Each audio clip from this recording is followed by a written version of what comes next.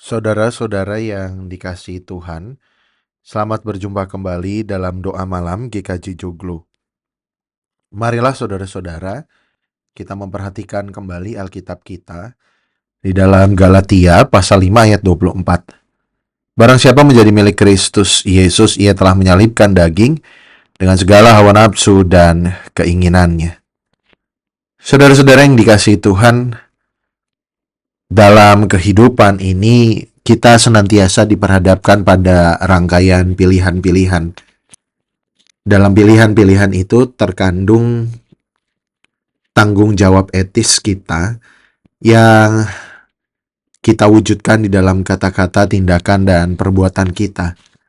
Dan di dalam iman kita sebagai seorang Kristen, maka keputusan-keputusan itu hendaklah menjadi sesuatu yang berpedoman kepada kehendak Kristus dan bukan hawa nafsu kedagingan kita.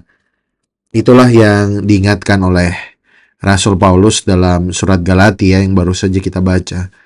Dikatakan di sana bahwa kita kini adalah milik Kristus. Kita tidak lagi diperhamba oleh dosa, kita tidak lagi diperhamba oleh hawa nafsu kedagingan kita, melainkan tunduk di bawah kekuasaan Sang Kristus.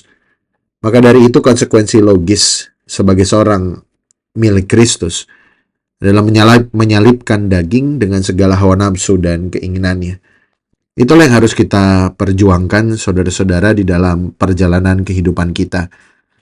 Mungkin jatuh bangun yang akan kita temui justru kemudian semakin mengajarkan kita untuk menghayati betapa Tuhan adalah satu-satunya sumber kekuatan dan pertolongan kita.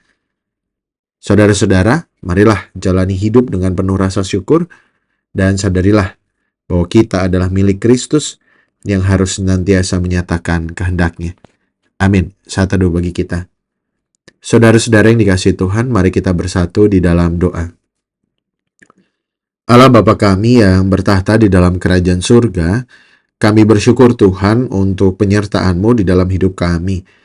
Engkau mengingatkan kami bahwa kami adalah umat-Mu ya Tuhan, yang telah ditebus oleh-Mu. Oleh sebab itu, sertailah kami ya Tuhan, di dalam kami menghadapi penggodaan yang hadir di dalam kehidupan kami. Tolonglah kami ya Tuhan dan kuatkanlah kami, agar kami senantiasa beroleh hikmat dan kebijaksanaan di dalam menjalani kehidupan ini. Kiranya keteguhan iman yang sama juga memulihkan dan menguatkan saudara-saudara kami yang tengah diterpa rupa-rupa pergumulan, terutama mereka yang sakit Tuhan. Kiranya Tuhan yang menopang dan menolong, kiranya Tuhan yang hadir dan menguatkan mereka. Kasih setia Tuhan sendiri sajalah yang menjadi sumber kekuatan saudara-saudara kami ini.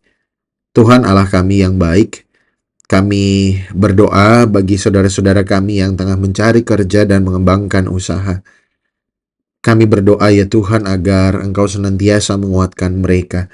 Engkau memberikan keteguhan hati dan pengharapan di hati saudara-saudara kami ini. Agar kasih karunia Tuhan sajalah yang menuntun mereka untuk terus berjuang dan berserah penuh kepada kehendak-Mu. Terima kasih Tuhan untuk kasih dan penyertaan-Mu di dalam hidup kami. Tolong kami senantiasa Tuhan, dan ajarkanlah kami untuk senantiasa membangun relasi yang dekat dan intim dengan Engkau, Sang Sumber kehidupan. Di dalam nama Tuhan kami Yesus Kristus, Juru Selamat kami yang hidup, kami berdoa. Amin.